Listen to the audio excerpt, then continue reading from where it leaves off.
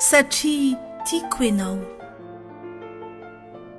Raha manahy ianao ka lasalasa ny fisainana, ireo teny mamy koa iainana, teny roa izay fantatrao, teny kely hoe tiako ianao.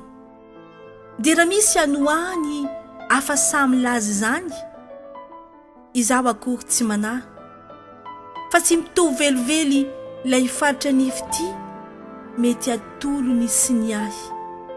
Fa na dia ny fijerinao, ny angola teninao, ny bikabikanao rehetra, mombamomba anao etsetra, reny rehetrarehetra reny, efa voarakitra, efa voateny ny fitiavako daholo.